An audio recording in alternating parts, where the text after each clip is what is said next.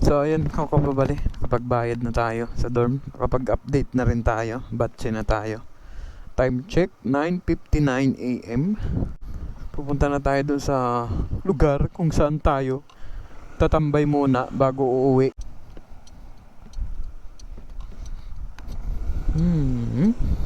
Okay, let's go. Ang lakas ng hangin.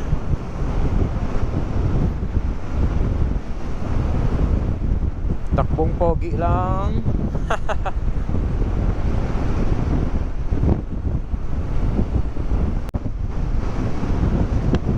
Wow, solid. Tinatangay din ako ng hangin.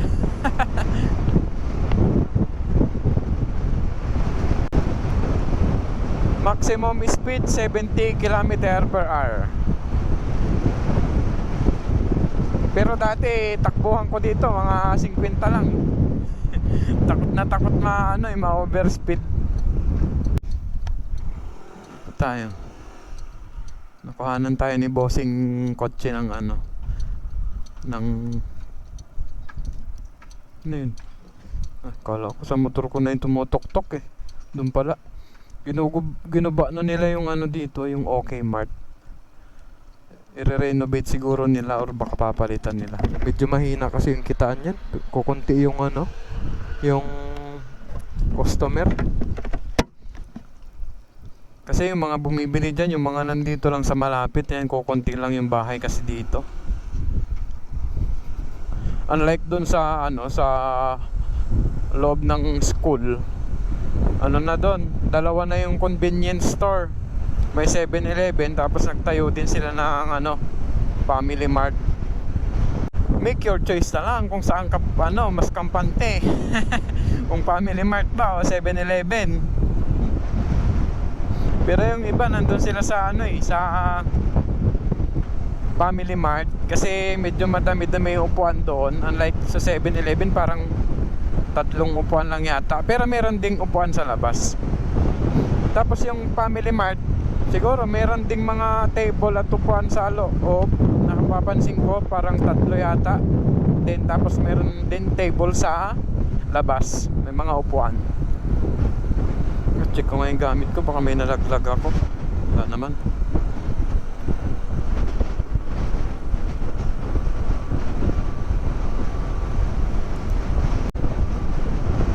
Lakas ang hangin. So yung pupuntahan ko nga pala dun sa may Chiding ay long time no see. Long time no see, daw. Matagal-tagal din ako hindi nakapunta dun. Siguro around mag-iisang taon na rin. Sobrang tagal na mula nung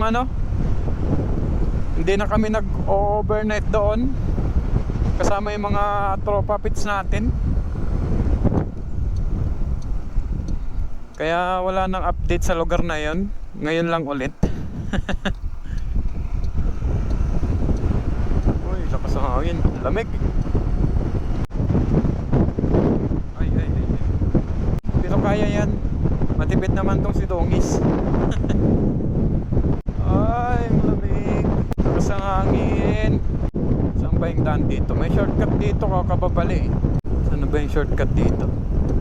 Ayun. Diyan tayo sa may shortcutting.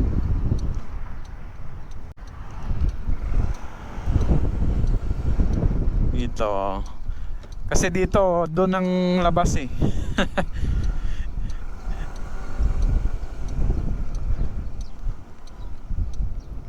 Saan na ba yung daan dito? Dito ba? Tama ba ako? Dito sa ilalim ng express.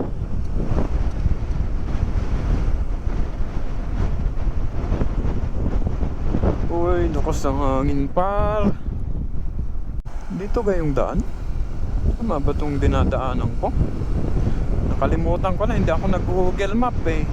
Ay wala, hindi dito. Sarado na. Aray ko. Gumagawa sila ng butas.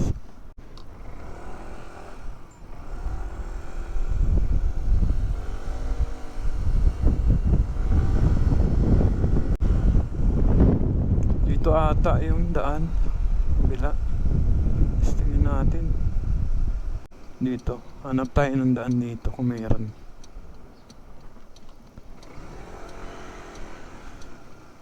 Parang dito yata yun eh.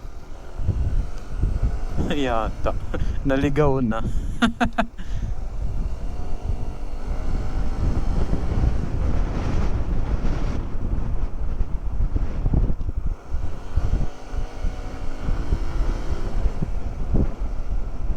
Naligaw ang person.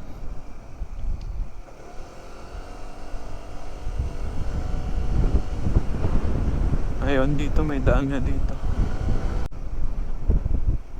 Oops, madulas yan, buhangin. Ayun, dito nga.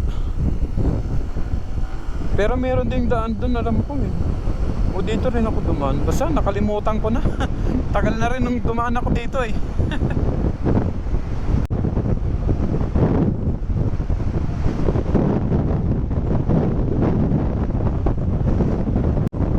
Dito nga yung daan. Hindi dyan sa kabila, may harang pala dito. Ay, hindi, may daan din papasok.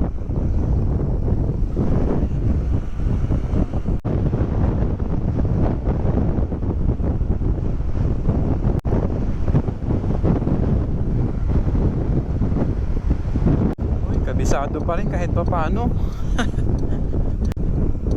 Maano pa rin yung memory. Malakas pa rin. Saan na yun? Parang dito yata ulit sa kabila. Kasi paahon na yan dyan eh.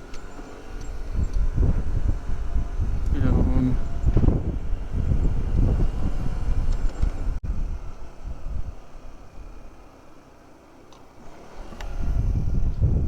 Tayo sa kaliwa.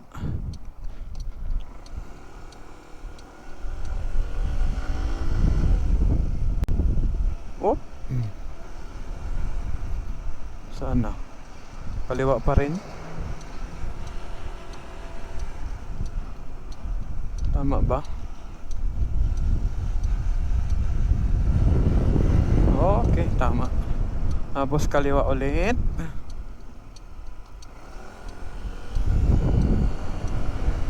Ay, mali na yata. Parang sa looban ako dumaan nun eh. Doon yata tayo sa kabila. Oo nga, sa kabila nga tayo. Kasi dyan tatawid ba dyan? Oo nga, sa kabila nga tayo. Balik. Sorry naman. Alam ko looban yung dadaanan. Medyo masukal siya pero diretso dun sa may tabing dagat na yun. Dito tayo sa kabila, baby.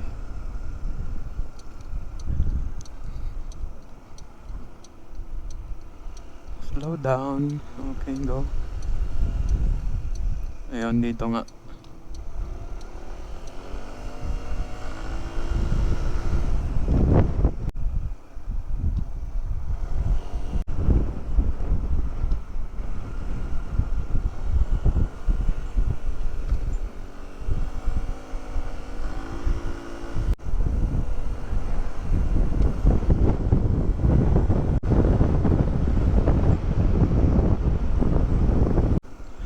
Gotcha boy, gotcha.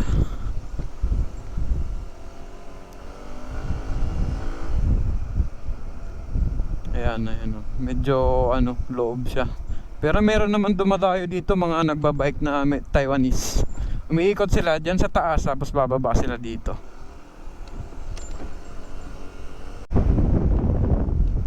Shing!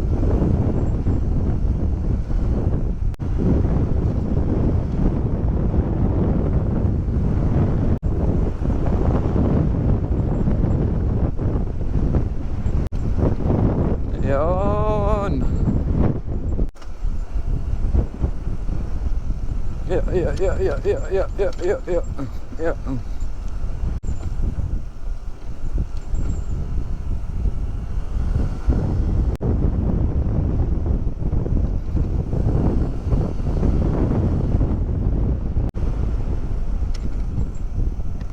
Yun, dito na tayo. Yan, saktong-sakto lang yan.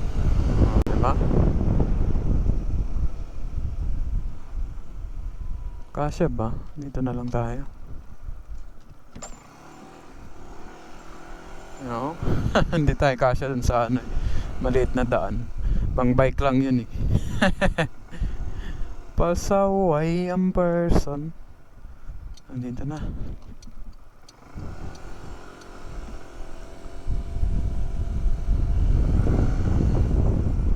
Yes sir.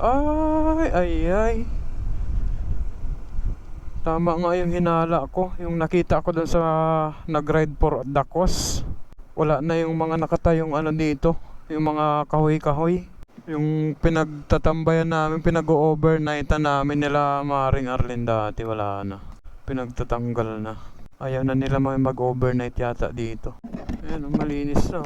Sa bagay, halos isang taon tayong hindi pumunta dito. Ayan, wala na. Yung mga pinag-overnightan natin. So, saan ba kami banda yun? Dito kami nagpapark dito. Diyan kami madalas mag-overnight nun. So, nakita ko kasi sa isang post sa mga group dito sa Taiwan, kababali. Ay, napansin ko wala na yung mga nakatayo. Kaya naisip kong bumisita dito. Ayan, wala na nga. Dito pala talaga yung ano. Kala ko kaparehas lang ng lugar na pinuntahan ng mga nag-ride for Acos. Yung pala dito sila nun. Kasi nakita ko tong ano na to, place na to, yan. Parehas. Tapos yung CR to, parehas din. Ang pinagkaiba lang, wala na yung mga nakatayong pinag-overnightan dito. Pinagtatanggal na. Tagal din natin kasi hindi nakapunta dito. Madami yata, ba't para malabo? Buhat kasi nung... Sorry, cheating. Sige natin. So, balik tayo. Buhat nga nung may umuwing tropa, kababali. Medyo dumalang na kami dito noon, nila Maring Arlene. Tapos nung may umuwi, nagkasunod-sunod na yun. Yung iba, lumipat ng ibang bansa ulit. Tapos yung iba, sila Maring Arlene nga, yun, lumipat. Tapos yung iba umuwi. Tapos yung iba, siyempre may kanya-kanya ng obligasyon. May sari-sariling trip na. Kaya hindi na kami nagkakasama, bihira na. Ayan, si paring Elin na lang yung nakakasama natin. Sila Ate She, ayan. Nakakamiss din tong lugar na. Yes sir, malinis na. Wala nang tambayan dito, wala nang mag-overnight. Pwede pa rin naman siguro dyan. Kaso pangit na. So ang mangyari nito, ako kababalik, punta muna ako doon sa may tabing dagat. Magpipicture muna ako doon.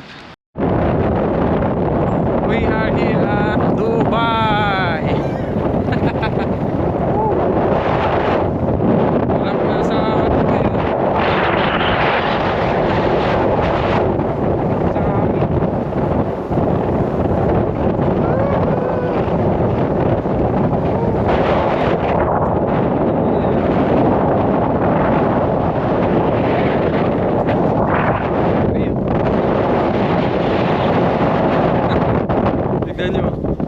Talaga nga sa desierto. Sakit sa katawan ng hangin. Sa paa pala.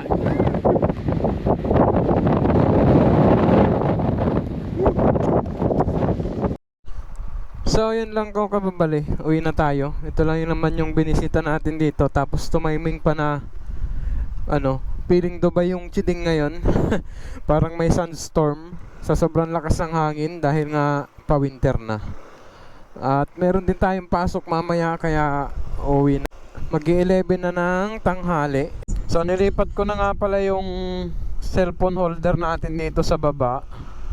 Kasi natatakpan yung pag magkaangkas kami ni Bebe Lab, medyo nauusog ako dito sa baba. Natatakpan yung camera natin.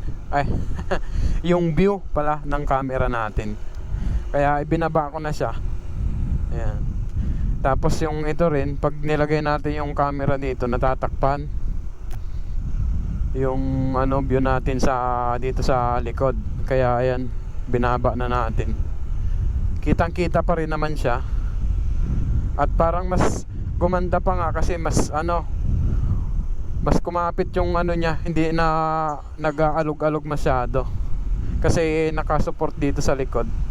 Diba? So yun lang muna ko kababali. Dito ko na rin pala tatapusin tong munti nating video vlog. At yun lang, salamat sa pagsama. Let's go!